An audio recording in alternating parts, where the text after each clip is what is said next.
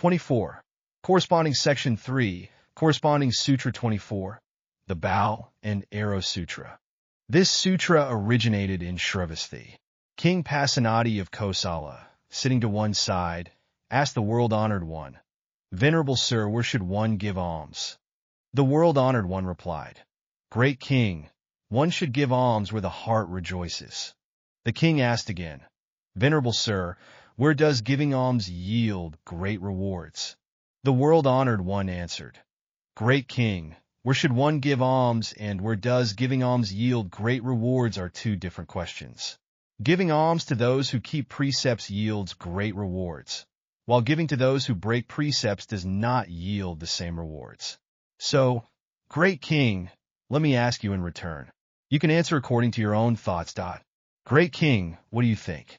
Suppose you are facing a war, and the enemy army is already in formation. At this time, a young Kshatriya comes. He is untrained, unskilled in weapons, unfamiliar with tactics, can't shoot arrows, is timid and cowardly, easily frightened, and runs away at the sight of the enemy. Would you employ such a person? Do you need such a person? The king replied, "Venerable Sir, I would not employ such a person, nor do I need such a person." The world-honored one continued, "What if a young Brahmin came untrained? What if a young Vaishya came untrained? What if a young Shudra came untrained? Would you employ them?" The king answered, "Venerable Sir, I would not employ such people, nor do I need such people." The world-honored one asked again, "Great King, what do you think? Suppose you are facing a war, and the enemy army is already in formation. At this time, a young Kshatriya comes. He is well-trained, skilled in weapons, proficient in tactics, expert in archery, brave and fearless, not easily frightened, and doesn't run away. Would you employ such a person? Do you need such a person?"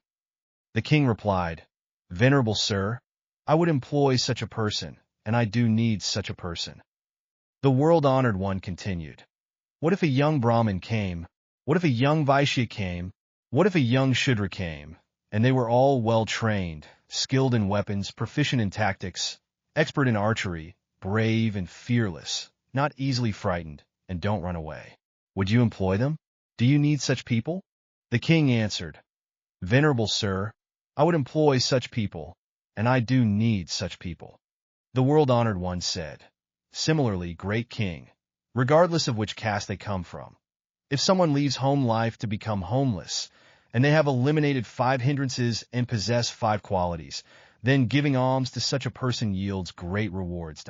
What are the 5 hindrances they have eliminated? Sensual desire has been eliminated. Ill will has been eliminated. Sloth and torpor have been eliminated. Restlessness and remorse have been eliminated.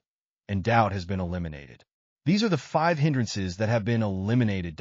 What 5 qualities do they possess?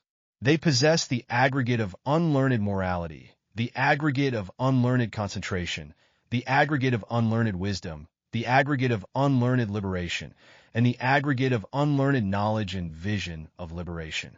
These are the 5 qualities they possess. Therefore, giving alms to those who have eliminated the 5 hindrances and possess the 5 qualities yields great rewards." After saying this, the world-honored one recited these verses. If a young man possesses archery skills and courage, a king would employ him for war, not despising him for his birth. Likewise, who has patience and gentleness, and abides in the righteous dharma, with noble conduct and wisdom, should be respected even if lowly born. One should build secluded monasteries, invite the learned to dwell there, make gardens in the wilderness, and build bridges and roads in difficult places. Food, clothing, and bedding should be given with a pure mind to those who practice righteously. Such merit is most excellent, like thunderclouds with lightning, 1,000 thunderbolts rumbling, heavy rain pouring down, filling valleys and plains. Similarly, with faith and learning, the wise prepare various foods, satisfying wandering mendicants, offering food and drink. He joyfully gives generously, constantly encouraging others to give. This sound is like thunder, like when sweet rain falls from heaven. The stream of merit is wide and deep, nourishing the giver himself. This sutra profoundly expounds on the essence and significance of giving, as well as what kind of giving can bring the greatest merit. Let's analyze the wisdom within it step by step. 1. Motivation and rewards of giving. The world-honored one first points out that giving should be done where the heart rejoices. This emphasizes that the motivation for giving should be pure and from the heart. However, when discussing the rewards of giving, the world-honored one indicates that what's important is not where you give, but to whom you give.